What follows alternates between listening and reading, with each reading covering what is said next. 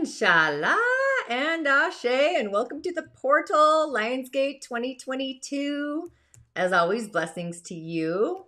So the apex of Lionsgate, anybody creating an otherworldly ritual, ready to drive down the highway in your convertible with your top down, music thumping to your favorite tune, hair blowing in the wind, going, I guess, 100 plus, of course, with no other cars around. Be safe, right?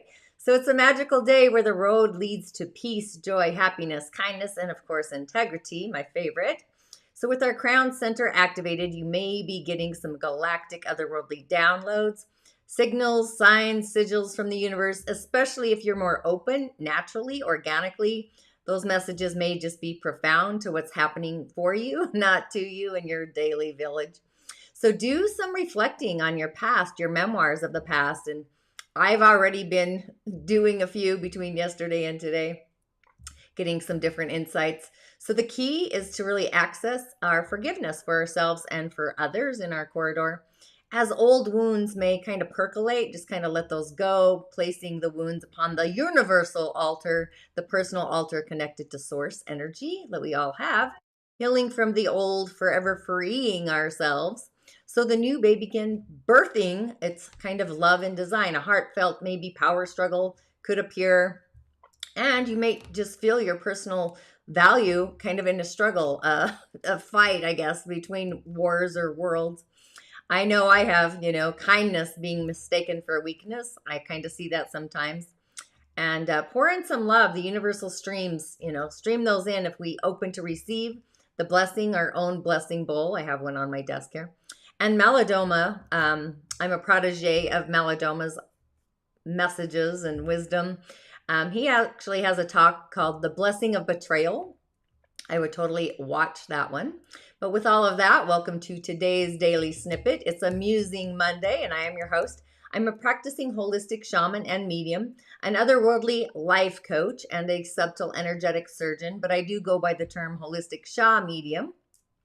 And my intention is to utilize the power of these indigenous technologies with the elemental realms, our original divine blueprint, our codex, to navigate our soul's harmonic through these realms, the imaginal, the elemental, into the gateway of the shamanic portal, the cosmos, and these subtle energies and elements, and really so much more, with offerings, prescriptions, and rituals to really add to your ingredient, the juice of your personal container, your personal medicine, your prime directive, just really assisting you in discovering the inner genius, your personal medicine, to monetize that, the star that I really believe we all are, reintroducing you to that essence that resides within us so that your light shines even brighter. My name is Tanya D, and welcome to my virtual medicine room.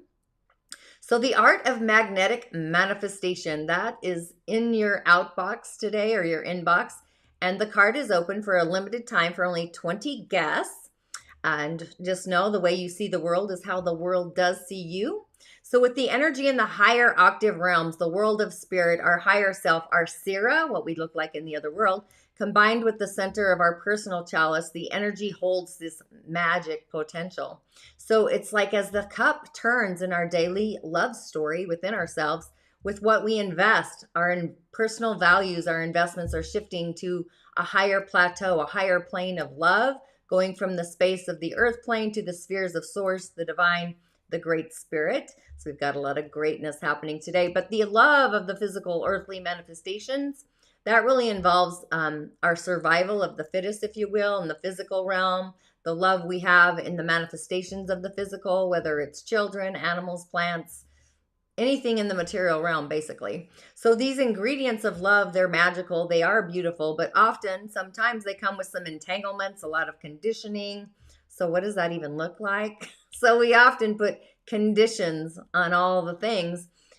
We can only love under certain conditions or circumstances, and we have difficulty loving without judgment or placing conditions onto different situations. Spirit love from the universe, from the heavens, is entirely unconditional. It's pure, it's white. It means it purely exists with a purity, regardless of a person's status, behaviors, or even belief structures. Often those create those entanglements. So it's a love that's actually more difficult to express. It's really heartfelt. It's deep in our bones. And it requires a lot of holding back our ego, our negative thoughts, judgments, in order that we can open up and express our heart freely.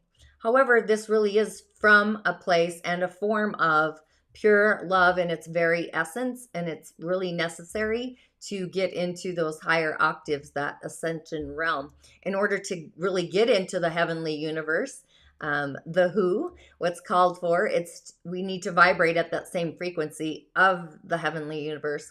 So it's a mastering, if you don't know, maybe a master manifester, an idea to open us up, our chalice, to like a divine pour into the heart space of unconditional love in every branch of our life, the tree of life. So healing in different areas of our life, removing all conditions that we set upon ourselves usually, and seeing how our light, our perspective, the mountain view perspective changes, and surrendering the ego to unconditional love, removing all those expectations from what we see or we think or we feel love in daily life is or should be, and just be in that observation station.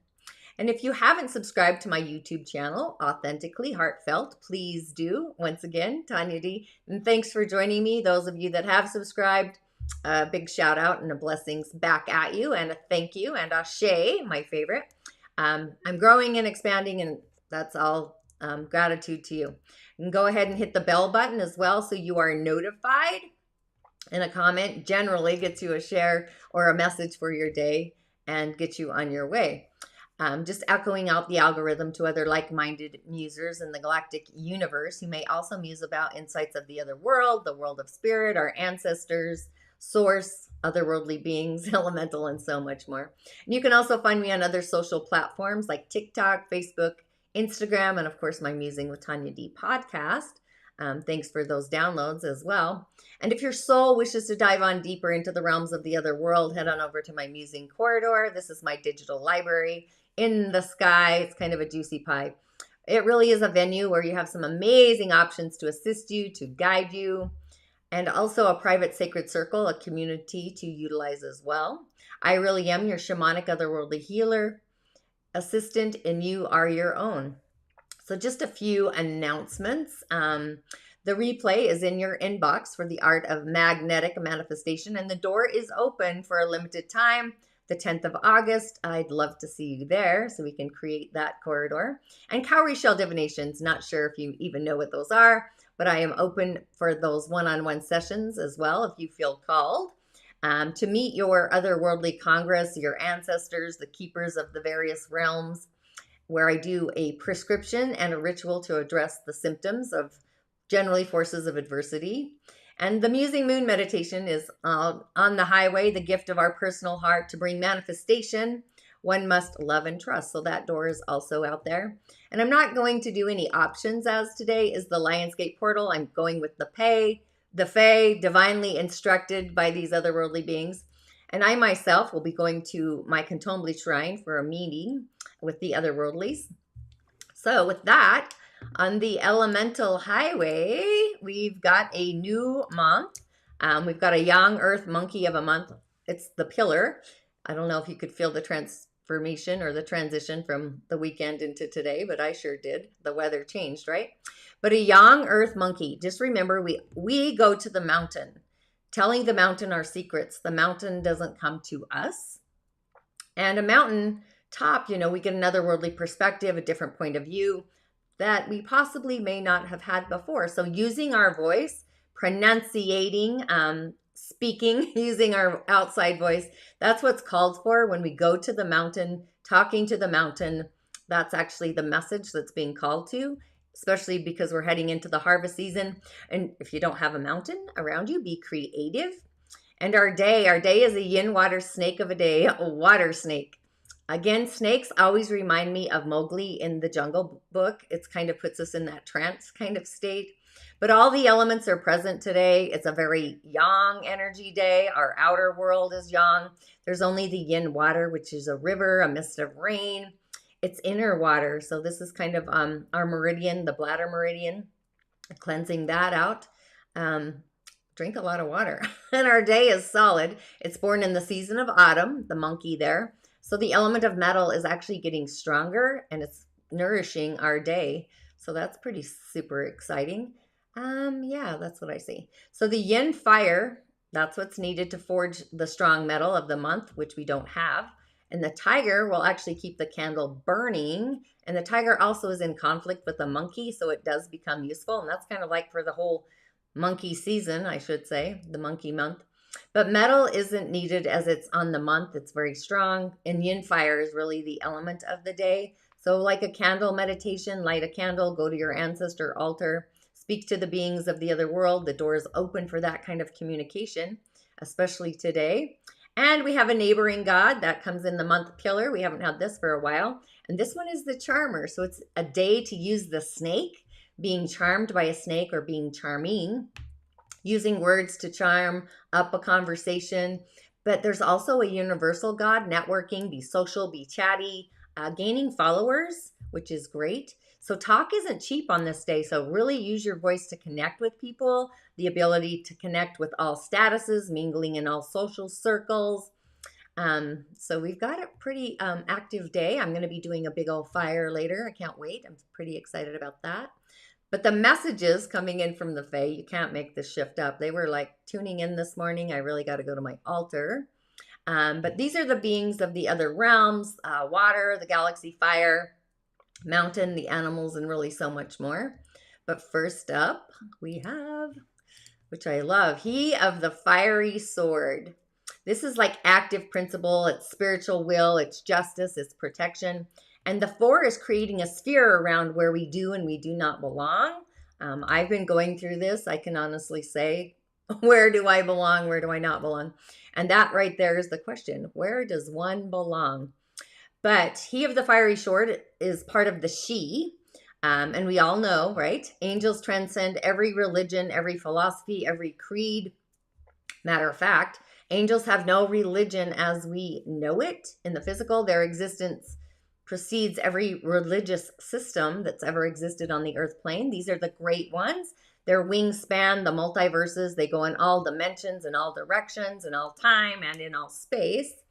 And we've given them a multitude of names, whether it's angels, gods, divas, etc. So many. It really doesn't matter what we call them as long as we call upon them. But these are the singers. They do the underlying song of the universe, not just to the Fae, but also to us. They're known as the great ones, the ones who show us humans and fairy both what we have the potential to ultimately become, which is infinite, really. And they help us to move in that direction, get on that path. And they comfort us when we fall off our path. They're constantly with us. Their energy, compassion, it's always available. So when we need them, all we really have to do is ask them for help and then be aware of the events or insights that follow upon our request. And being that we do have a singer present today, we really need to accept and acknowledge the presence of this particular one in our lives for today, especially ask him for help, the he of the fiery sword, whatever he can give us, and be open to his guidance, be receptive to this power, this magic, the energy that he's offering us. It's also expressing on the other side the gratitude for what he offers us and brings to us, and thanking him. That's just as important because it kind of completes the circuitry. It grounds his energy into the physical world so we and others can benefit as well from it. And remember, often a gift unacknowledged is a gift neglected, and also it's unused. Now we have Lily down here crying. But it's through gratitude that we often accept his song into our own beingness and into our essence, into our lives. So when we open ourselves up through prayer, meditation, love, chanting to these singers, that's when we allow their essence to flow in us and through us. So you kind of have to sit with yourself and ask, what happened the last time you prayed for courage or insight, healing, or guidance? And then we begin to understand much more about the energy of this particular singer. If you can think of a time that they may have been actively present in your life and what happened then. Like when you prayed for courage, how did you feel afterward? When you prayed for peace, how did you feel? Were your feelings or actions any different than they were before your prayer, your meditation? So when we pray for inner strength, we often get it, even though sometimes it comes in a more subtle form than we had before. Lily might join the show, just saying. Um, so these personal experiences really tell us how these singers affect our day-to-day lives, and they also give us a sense of how a singer may interact with other people as well. So sometimes the singers act in our lives very subtly, and other times their presence is almost intense and clear. She's trying. You coming?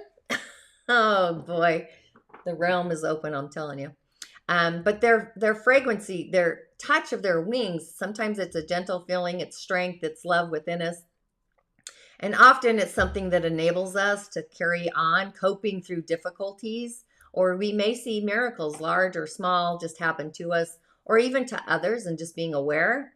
However, we all experience the singer, or sometimes we even reject their assistance. They are always with us. In fact, they are within us as well, in our essence, part of our being, part of the entire universe, part of what will, was, and will be. So this is the infinite and the eternal song of the cosmos. Just know that when we are helped by these singers, we don't always get what we expect. However, sometimes what we receive may be actually unexpected, but it's always what we actually needed in the first place. We're just not open to that. So this is where trusting the process really comes in. It's a major step in evolution as people, humans, or even animals, streams of grace. But he of the fiery sword, when his song comes into any of the manifest worlds, this world, fairy, the realms, or another, it first encounters two kind of principles.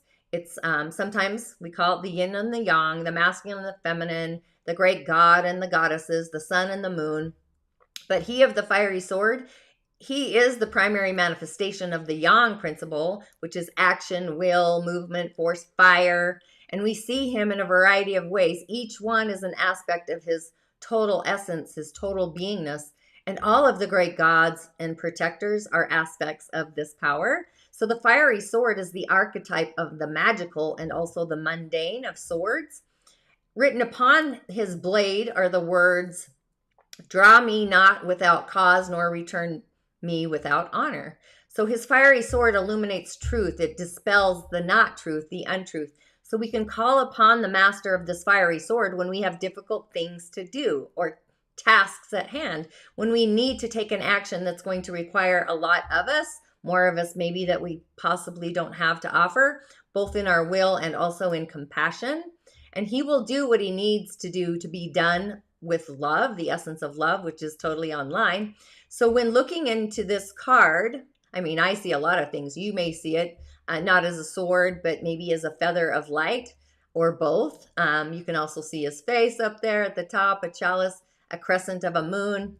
You may be seeing it as a symbol or of the ability to fly, to rise above things, or as someone kind of reaching up or rising, ascending, surrounded by multiple reflections filled with light and power, the power of love.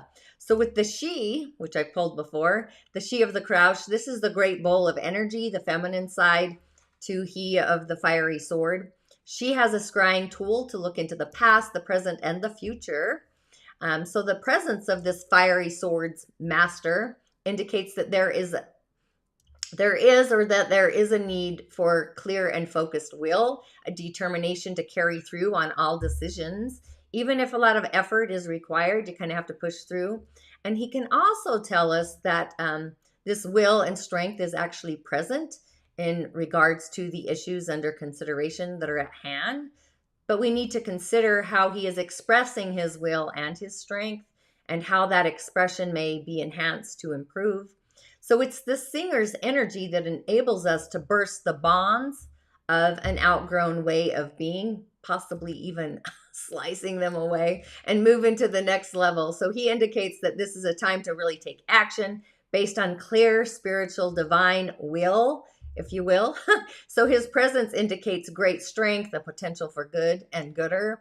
It also reminds us that if we call upon him, we will receive his assistance.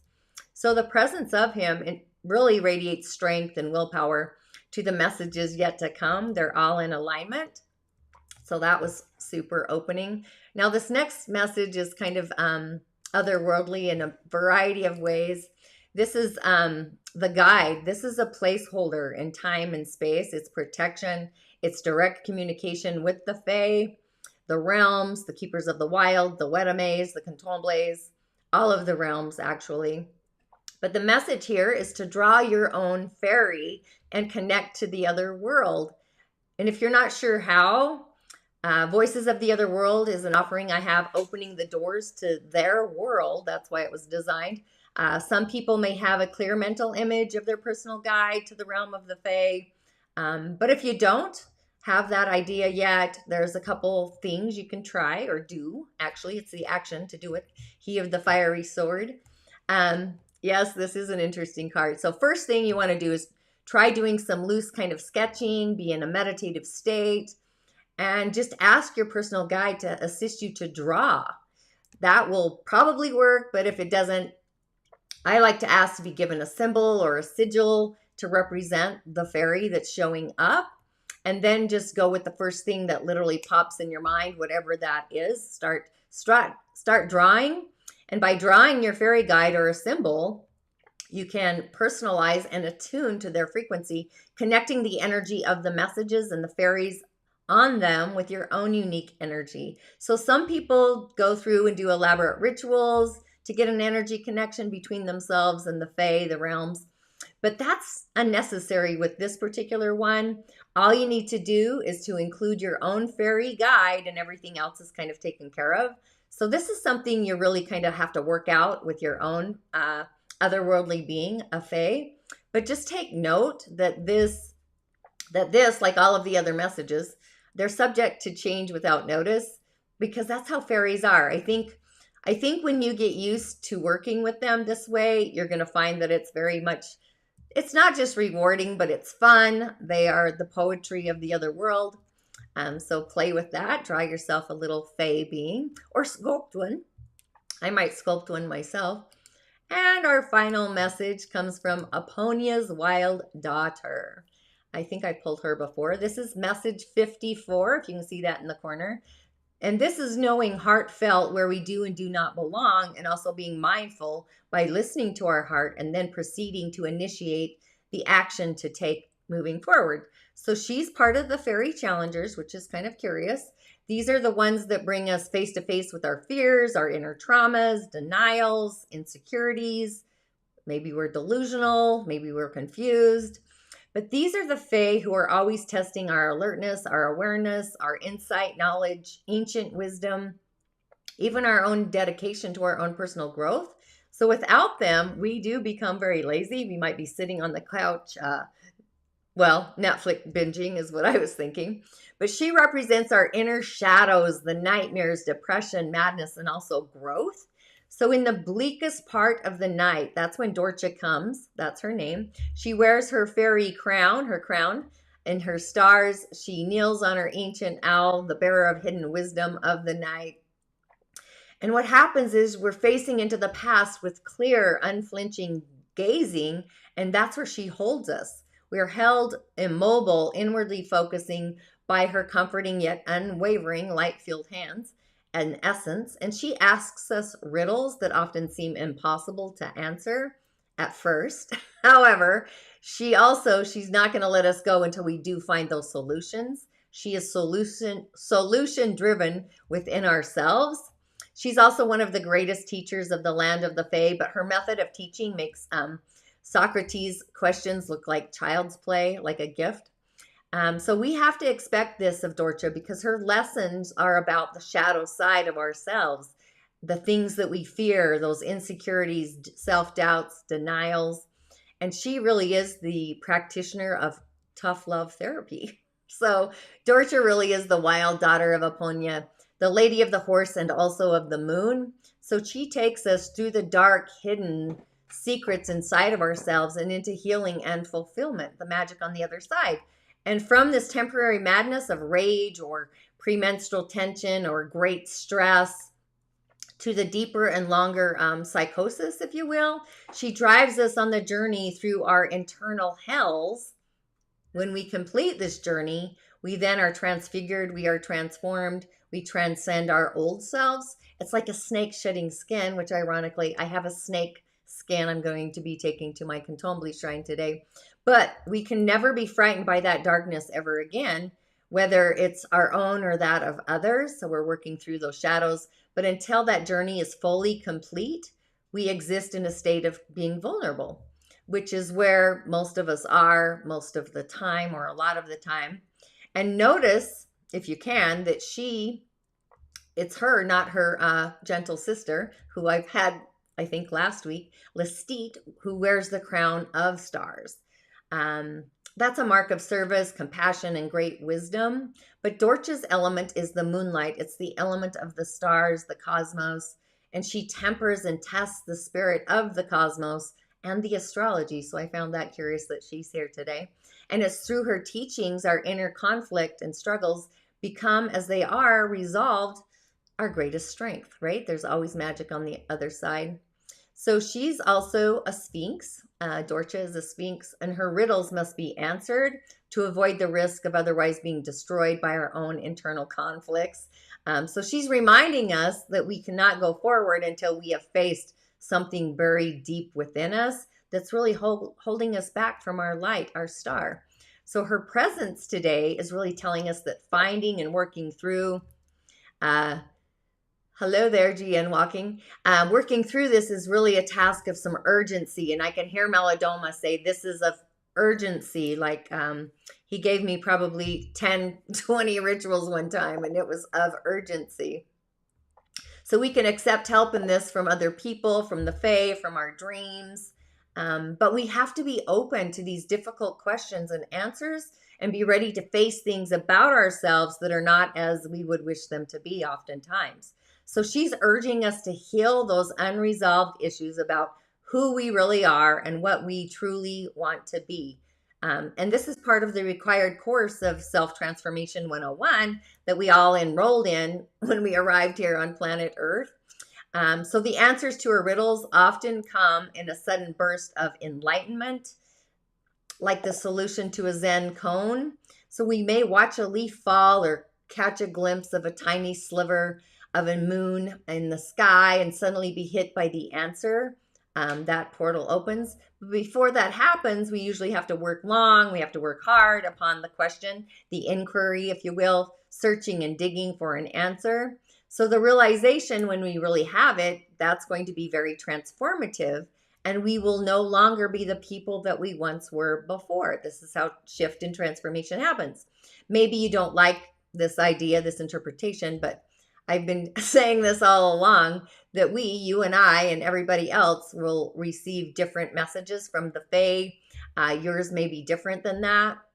But Dorcha, she may have a message for you as well, along with the guide, the zero. So just don't be surprised if the answer is just another riddle or a question. And so I wish you well on solving that one, the solution there, in our heart space. And being that we have this opportunity to draw or even sculpt our own fairy guide or guardian today, I mean, that's what I'll be doing. I'll be calling in the Fae and seeking hidden messages in different discomforts. And the singer, he of the fiery sword. So this doorway is open for a variety of reasons today. It's the Lion's Gate, the keepers of the realm. So there's lots of opportunity and goodness. So just allow the physical to dissipate. The realm of the universe transforms materialism, the physical forms of manifestation, if you will. And for sure, join A Witcher's Way to Manifestation. The portal closes on Wednesday at midnight. So just by surrendering to our ego, to those streams of the universe, the singer is then initiated to guide us onto a pathway, just removing all expectations from what you love, in the observation station. Just observe. And, I'll be definitely going to my Cantombly shrine today. That's kind of what was called in. So with our crown online, maybe chant to bring in the divine, the messages that are often profound. Generally comes in colors of white, black, or gray, just to add to the sauce. And the heart as well. I usually do green if needed, healing, right? Gold or pink streams sometimes as well. Sometimes I see that in the auric field. Or chant both. Allow divine love, universal streams of love, stream into your personal chalice. And the moon herself, I almost forgot the moon. She's in the last degrees of Sagittarius. So this is like these adventurous feelings. And what does your heart believe that you can manifest? Is the feeling you get one that you can believe in? Heartfelt feelings you can believe in, and cascading into Capricorn, you know, committing to that feeling that does cascade in. Heartfelt. So I would affirm that I'm open to he of the fiery sword, listening to and seeing the signs through the crown, opening the chalice to a new pathway, a new driveway, a new pathway of love, really, the power of love. So love itself is streaming from within and without. Our higher self is online, our Sira. So be sure to sign up now, literally, for our Witcher's Way to Manifestation. The first stage starts on the 16th of August, but the doors do close Wednesday, or when the cup is filled with 20 light-filled souls. Thanks for tuning in, and I will see you on the other side. Blessings to you. Ashe.